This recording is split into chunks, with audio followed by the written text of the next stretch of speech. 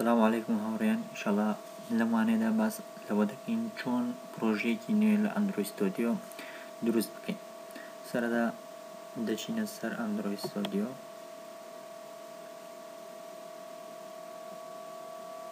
چاوەڕوان دەبین تاوەکو ڕێی سەرەتاوە دەکرێتەوە.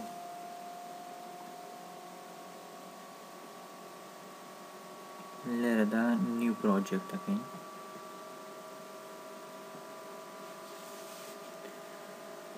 لێرە دەڵێت ئەو پرۆژەی کە دروستی دەکەیت بۆ مۆبایل و تابلێت دروستی دەکەیت، یاخود بۆ سەعات، یاخود ئەندرۆید تیڤی، یاخود چەندانەیەکی پیشان داویت. ئێمە مۆبایل و تابلێت هەڵەبژێرین، دواتر لەسەر چی ئەکتیڤیتی هەبێ، یاخود ئەکتیڤیتی سەرەتایی یاخود بۆتۆم نەڤیگەیشنی هەبێ، چەند ئەکتیڤیتێکی پێداوی بە ئارەزوی خۆت. ئەمانە حازرن بۆتی دروست کردو و دیزاینی بۆ کردووی. ئێمە لەسەر ئیمپتی ئەکتیڤیتی ئەڕۆین، دواتر نێکس دەکەین. لێرە پێدەڵێت ناوی پرۆجێکتەکەت و ناوی پاکێجەکەت، شوێنەکەی و ئەو زمانی کە بەکارهێنی، ئەو SDKی کە ئیشی لەسەر دەکەیت، واتە لەو SDKە بەرەوسەرەوە ئەم ئەپلیکیشنەی تۆ ئیش دەکات. بۆ نمونە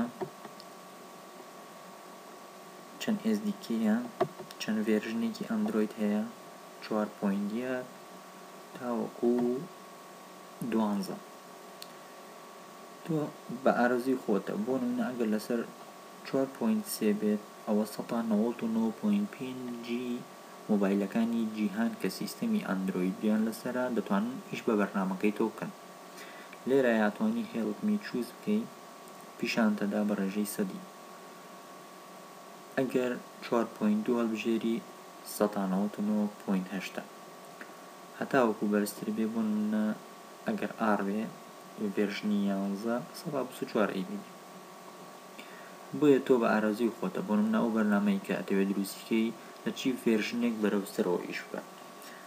بۆ نمونە با لە من ئەڵێم با لە ئەندرۆیدی 8 بەرەو خوار ئیش نەکات، ئەندرۆیدی 8 بەرەوسەرەوە ئیش بکات تاوەکو ئەندرۆیدی 12 و 11 و 12. لێرە ناو هەڵەبژێری بۆ بەرنامەکەت کە دروستەکەی. بۆ من لێرەیە مای ئەپلیکیشنە، باوەسی خۆت ئەیگۆڕی. بۆ نمونە ئەیکەیتە ئەندرۆید ستودیۆ T1.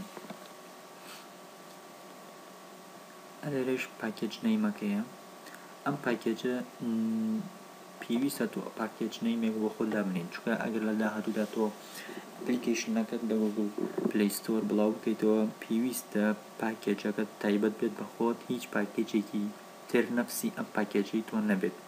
بۆچی؟ چونکە دواتر گوگڵ ڕێگە ناداتە تۆ ئەو بەرنامەیە بڵاو بکەیتەوە، چونکە لەوانەیە ئەگەر تۆ پاکێجێکی تایبەت دابنیت، بە تایبەت بێت بە شەریکەی فەیسبوک یاخۆ ئینستاگرام، ئەو کاتە دەڵێت ئەم ئەپلیکیشنە بوونی هەیە و ناتوانیت تایبنیت.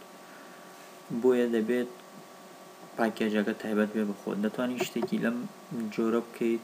ئەمە بۆ نمونە من نووسیمە com.dia.androidstudio T1.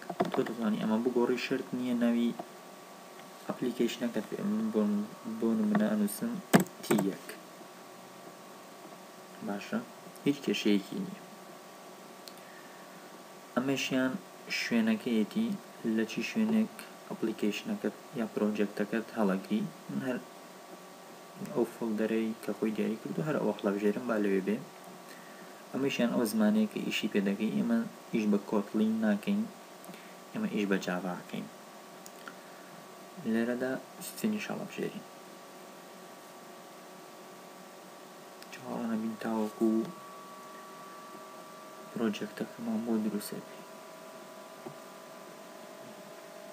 وەکو دەبینین لێرە نووسراوە ئەپدیتینگ ئیندێکس.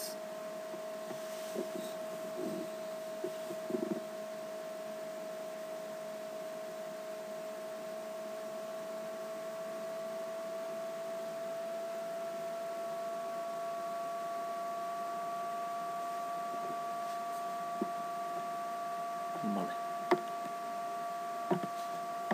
ئێستاش main activity .javaمان بۆ کرایە بکە ئەمە جاوا کلاسەکەیە کە تۆ ئەتوانی کۆدەکانت لێرەیە بنووسی بۆی ئیشەکانت بکات بەڵام هێشتا بەتەواوەتی بیڵد نەبووە بۆرون ئینگلیزیەکەیشم زۆر باش نییە لەوانەیە هەنێوشە بەغەڵەت بخوێنمەوە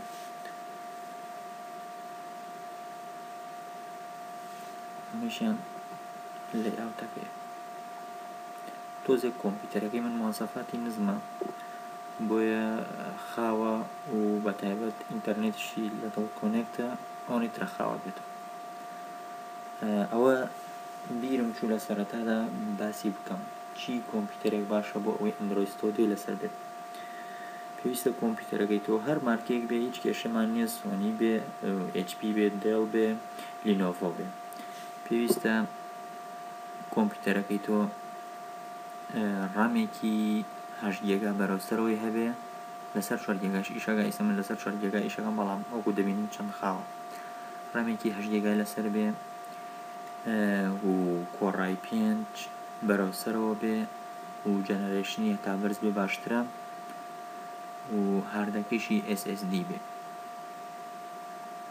چونکە بە خێرایی لەسەر ئەم جۆرە ماڵسەفەدانە ئیش دەکات و تا موچێژی لێ ئەبینی بەڵێ ئەمە فۆڵدەرەکانە کە فایلەکانمانی تەیە ئەمە مین ئەکتیڤیتی لێرەیە بۆ ئەوەی بچتە سەر لەیئاوتەکە ئەگەر لێرە پیشانتی نەدا دەچتە ڕێز لەیئاوت دەبڵ کلیکی لێەکەی بۆ دەکرێتەوە ئەمە لەیئاوتەکە